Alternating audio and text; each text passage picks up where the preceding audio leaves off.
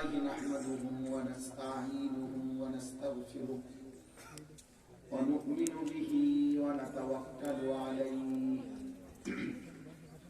ونعوذ بالله من شرور أنفسنا ومن سيئات أعمالنا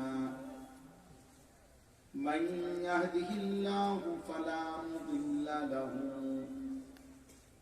ومن يضلله فلا هادي له ونشهد أن لا إله إلا الله وحده لا شريك له ونشهد أن سيدنا وحبيبنا ومولانا محمدا عبده ورسوله أما بعد فأعوذ بالله من الشيطان الرجيم بسم الله الرحمن الرحيم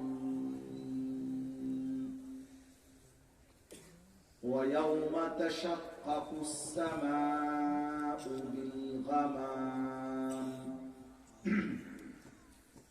بالغمام ونزل الملائكة تنزيلا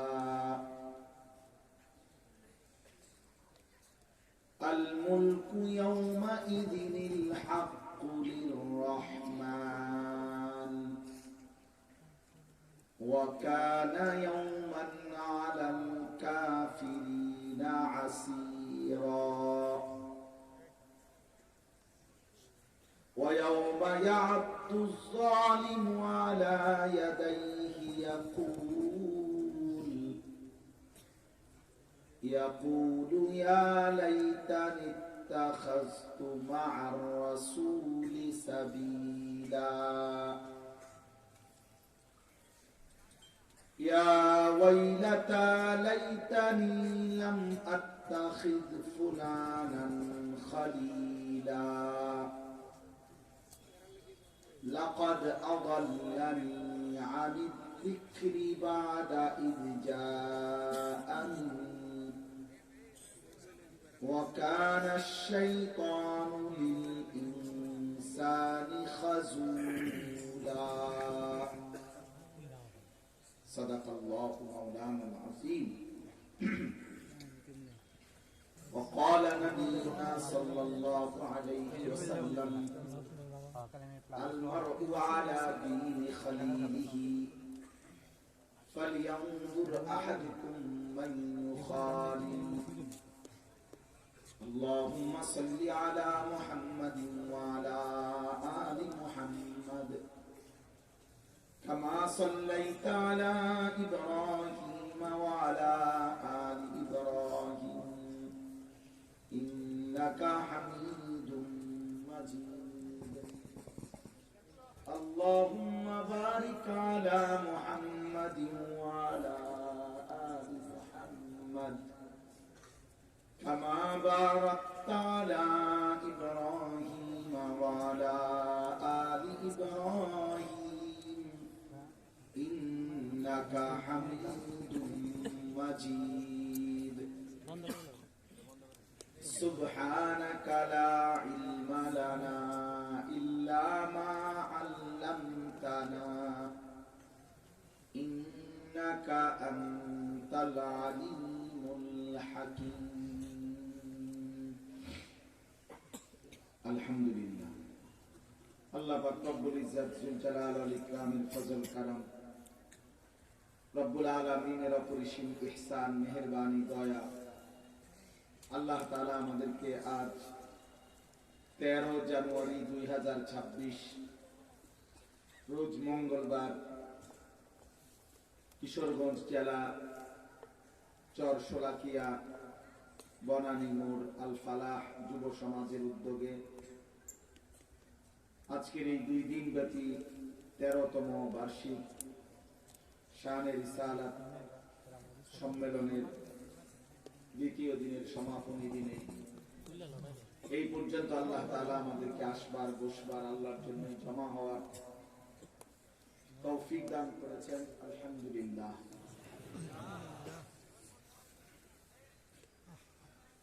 পবিত্র কোরআনুল কারীমের 19 নম্বর পারা 25 নম্বর সূরা, সূরা ফুরকান।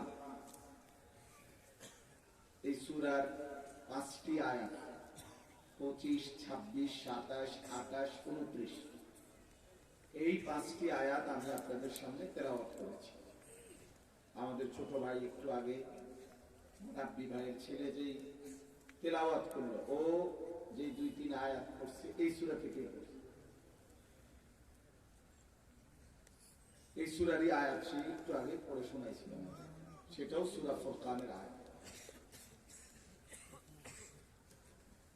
এই 5টি আয়াতকে সামনে রেখে আপনাদের সামনে সামান্য কিছু কথা আমরা আলোচনা করতে চাই। আমি আবারও অনুরোধ করছি, আজকে না শুধু সব সময় আল্লাহর কথা মনোযোগ দিয়ে শুনলে বরকত হবে। কারো জনপ্রিয়তা, কারো সুনাম, কারো সুখ্যাতি, কারো সুর, কারো হুঙ্কার, কারো ঝংকার, কারো টান, কারো কান্না, কারো হাসি, এর দ্বারা কারো কিছু আসে যায় না।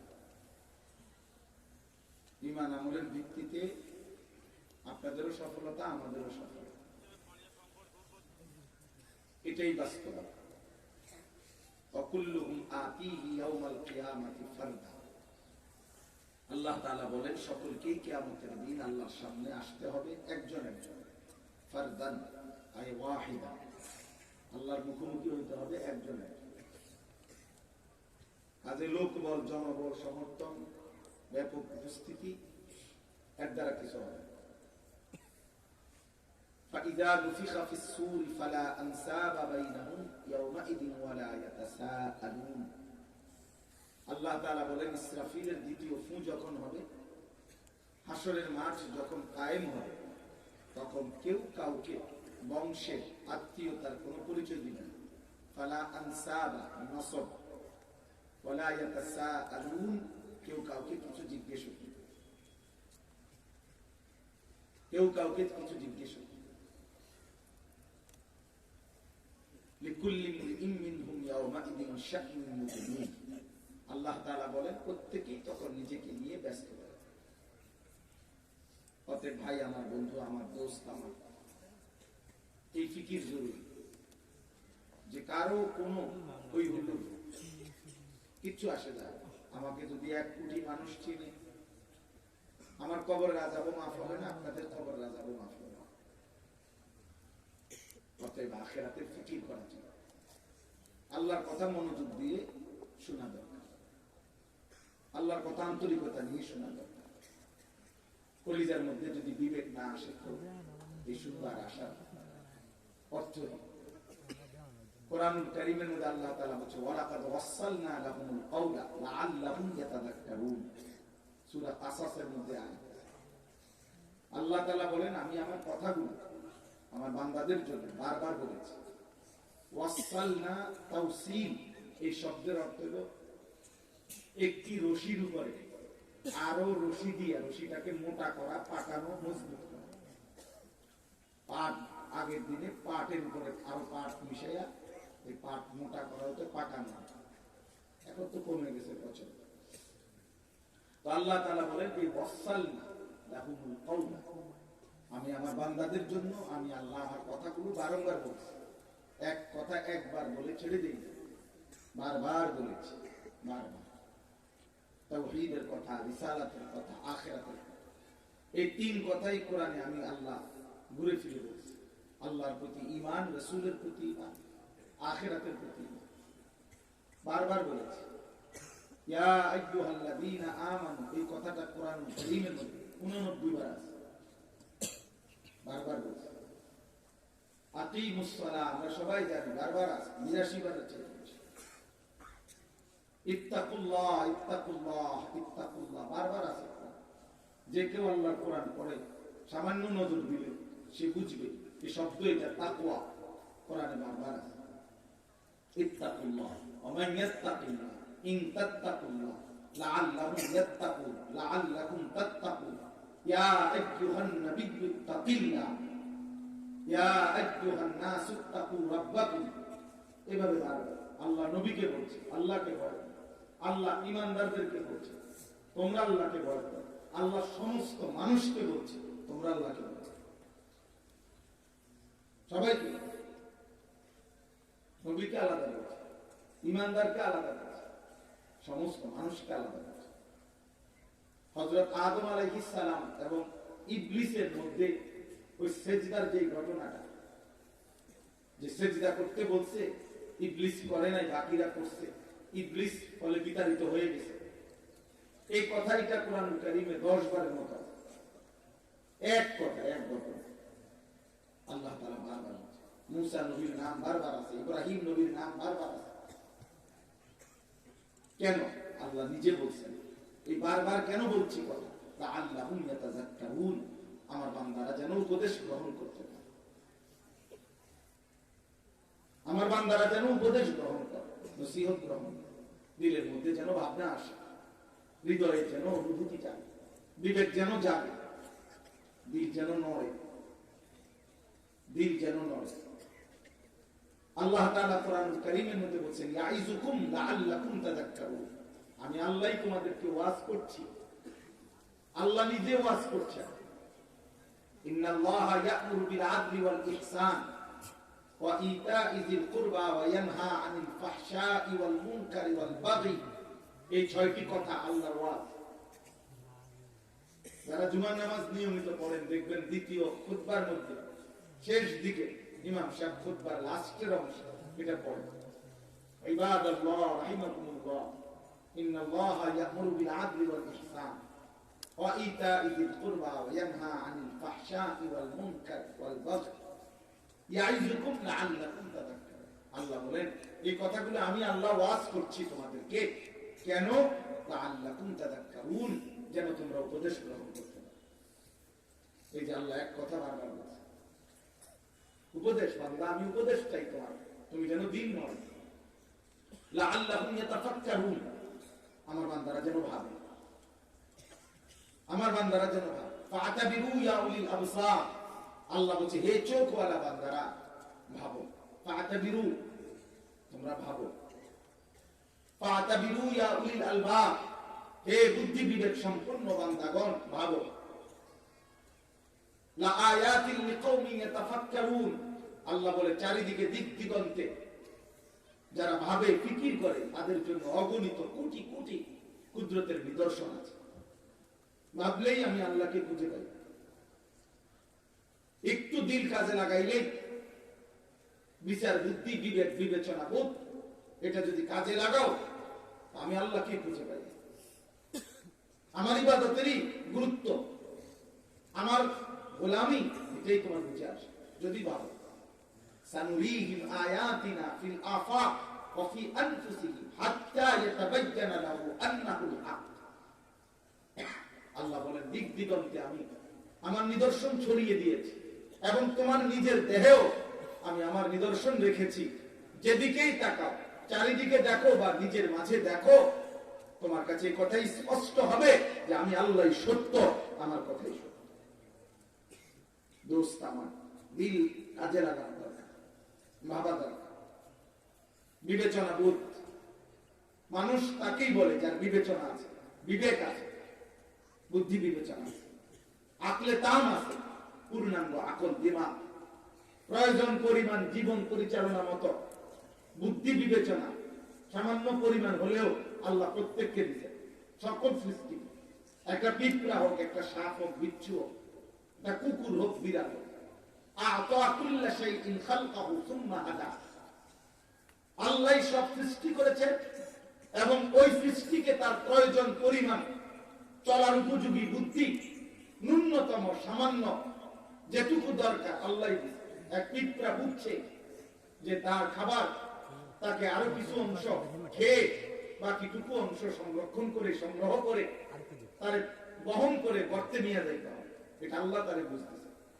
একটা পিঁপড়া যদি ছোট্ট প্রাণী এটা বুঝে, তার পরবর্তী বেলার খাবার এই বনরুটির থেকে একটু অংশ নিয়ে তাকে আবার বহন করে গর্তে নিয়ে জমা করতে হয়। আবার একটা হাতি কোনদিন সে যেই কলা গাছ অথবা যা খায় এগুলা বা যেগুলো ফেলে থাকে পড়ে থাকে, হাতি কোনোদিন এখান থেকে এক টুকরা সাথে করে নিয়ে যায় না, সে নিয়ে যায় না। তাইলে একটা পিঁপড়া যদি এত ছোট্ট হওয়ার পরও সে সংরক্ষণের গুরুত্ব বুঝে, হাতি বুঝে না। না, আল্লাহ বলছেন হাতির জন্য যেটা দরকার আমি ওটা ওরে দিছি, পিঁপড়ার জন্য যেটা দরকার ওরে এটা ওরে আমি এটা আলাদা দিছি। প্রত্যেক একটা কুকুর লাঠি আলগি দিলে সে দৌড় দেয়, পরে এই বুদ্ধিটা কে দিল, কে বুঝাইলো যে এটা লাঠি, এটা আঘাত করলে সে ক্ষতিগ্রস্ত হবে। আল্লাহ বলেন প্রয়োজন পরিমাণ আকল বিবেচনা বোধ আমি দিছি, কিন্তু মানুষকে আল্লাহ তাআলা আকলে তাম, পূর্ণাঙ্গ আকল, পূর্ণাঙ্গ দিমাগ, পূর্ণ বুদ্ধি, পূর্ণ বিবেচনা, পূর্ণ বিবেক আল্লাহ তাআলা মানুষকে দিয়েছে, মানুষকে দিয়েছে। আর আল্লাহ তাআলা পুরো কোরআন নাযিল করেছেন, বান্দা আমি তোমার সেই বিবেক জাগাইতে চাই, আমি তোমার সেই আকল কাজে লাগাইতে চাই, আমি আল্লাহ তাআলা তোমার ফিকির তৈরি করতে চাই, তোমার দিল নাড়াইতে চাই, তোমার হৃদয়ে যেন ভাবনা আসে কে আমি, কোত্থেকে আসলাম, কেন আসলাম, কে পাঠাইলেন, কেন পাঠাইলেন, আমি যা করছি তিনি তা চান কিনা, তিনি যা চাচ্ছেন আমি তা করছি কিনা। দোস্ত আমার এতটুকু নড়াচড়া বিবেক বোধ, এই বিবেকের এই পার্থক্য শক্তি যদি না থাকে সে মানুষ, আর যার মধ্যে থাকে সে মানুষ। আমাদের প্রত্যেকের কাছে অনুরোধ, আমি আপনি সবাই আমরা এটা বোঝা উচিত, আমার বিবেক আমি মানুষ কিনা। তো বিবেক যদি পার্থক্য শক্তি, যদি বিবেক মানে পার্থক্য শক্তি, বিবেচনা মানে পার্থক্য শক্তি, এটা সত্য, এটা মিথ্যা, এটা ন্যায়, এটা অন্যায়, এটা উচিত, এটা অনুচিত, এটা করণীয়, এটা বর্জনীয়, এটা আদেশ, এটা নিষেধ, এটা হালাল, এটা হারাম, এটা পাক, এটা নাপাক, এটা জায়েজ, এটা নাজায়েজ, এই পার্থক্য বোধ, এই পার্থক্য বুঝ, এতটুকু বিবেচনা বোধ যার আছে তাকে মানুষ বলা হয়। আর এটা যার মধ্যে নাই, খোদার কসম, তাকে মানুষ বলে না, জানোয়ার বলা। যে পূর্ণাঙ্গ বিবেচনা বোধ যার মধ্যে নাই, হালাল হারামের পার্থক্য নাই, উচিত অনুচিতের পার্থক্য নাই। এই জন্য সহজ হিসাব প্রত্যেকে নিজের মিলাই দিয়ে হলো, যার কাছে হালাল হারামের পার্থক্য নাই ও মানুষ হওয়ার অনুপযুক্ত, যার কাছে পাক না পাকের পার্থক্য নাই, আল্লাহর আদেশ নিষেধের কোন পার্থক্য নাই, সব বরাবর, এগুলো তো মানুষ না, এ নফসের পূজারী, এটার মনের চাহিদার অনুসরণকারী। আল্লাহ তাআলা খোদার কসম তাকে মানুষ বলে নাই। আল্লাহ বলছে যে মনের চাহিদার অনুসরণ করে, পার্থক্য বোধ যে সরায় দেয়, আল্লাহর আদেশ নিষেধ, হালাল হারাম, পাক না পাক, জায়েজ না জায়েজের এই পার্থক্য যার মধ্যে নাই, বরং নিজের মনের চাহিদার অনুসরণ করে, আল্লাহর কসম আব্বা কোরআন তাকে বলছে, আল্লাহ তাকে বলছে ও মূলত জানোয়ার, জানোয়ার, জানোয়ার।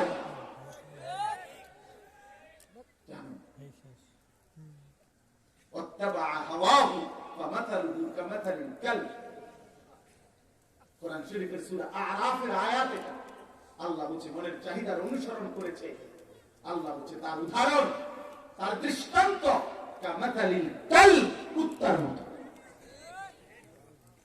কাল বর্ত কুকুর, আপনি জিজ্ঞেস করে এখানে হাজার হাজার শত শত তালে বেলে আছে, কাল বর্ত কুকুর।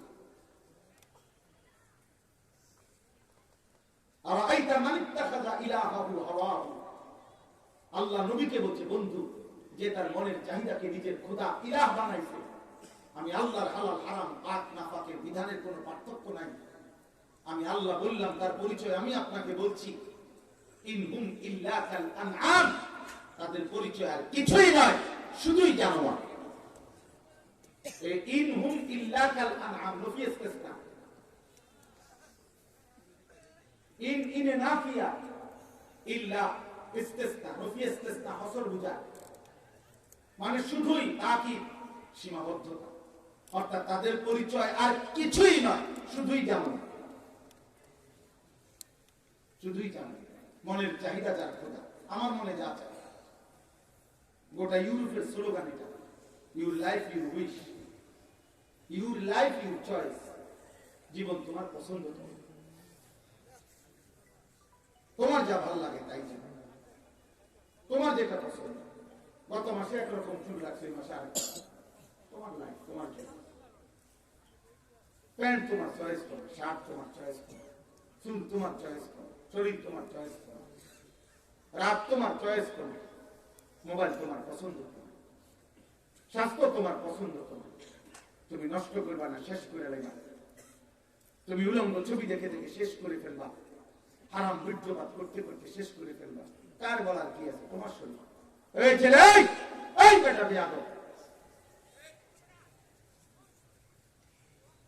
কাঁপ দিয়ে উঠলি কেন বেটা? মোবাইল ধরলি কেন বেটা? বাইরে বেটা, ফালতু কথা। তোমার মতো একজন শ্রোতা না বসলে কি সমস্যা? আমি তো ভোটে দাঁড়াইছি না, আমি কোনো প্রার্থী না, আমার কোনো মার্কা নাই। অতএব আমি ব্যাপক লোক, কম না বেশি, আমি যেতে করবো কি? আল্লাহর কথা একজনকে বললেও সওয়াব হয় কিনা বলে, নেকি হয় কিনা বলে, তো আমার নেকি বলে। 7 বছরের এক বাচ্চা এখানে ঢুকতেছি, মাদ্রাসায় পড়ুয়া বাচ্চা, সর্বোচ্চ বাচ্চাটার বয়স 7 বছর হবে। ও ভিডিও, যে জালেম তার হাতে মোবাইল দিছে, আমি বললাম এই হাজার মানুষের সামনে, যে বাচ্চাটার হাতে যে মোবাইলটা দিছে, এই বাচ্চার সবচেয়ে বড় দুশ্মন ওই জালেম। জালেম এই বাচ্চার হাতে, যদি বাপ হয় তুমি বাপ জালেম। আমি বললাম, তুমি যদি প্রতিবাদের হিম্মত থাকে না, আমি প্রমাণ করবো তুমি জালেম। فأبواه يهودانه أو ينصرانه أو يمجسانه। স্পষ্ট হাদিস, নবীজি বলছেন আল্লাহ তাআলা প্রতিটা মানব সন্তানকে আল্লাহকে মানার শতভাগ যোগ্যতা দিয়ে পৃথিবীতে পাঠান। ফাআবাওয়াহু, অতঃপর মা বাবা ওই বাচ্চাটাকে ইহুদি বানায়, খ্রিস্টান বানায়, অগ্নি পূজক বানায়। নবীজি বলছেন খামখেয়ালি, আমরা সবাই মিলে খামখেয়ালি শুনে মাদ্রাসার তালেবে ইলম, আব্বা কওমি মাদ্রাসার সন্তান, দোস্ত আমার, আমি হাত জোর করে বলি, গোটা জাতির প্রত্যেকটা মানুষও যদি একটা একটা বড় মোবাইল নিয়ে ফুর্তি করে, তালেবে ইলম কওমি মাদ্রাসার সন্তান, তোমরা যারা তালেবে ইলম ভাই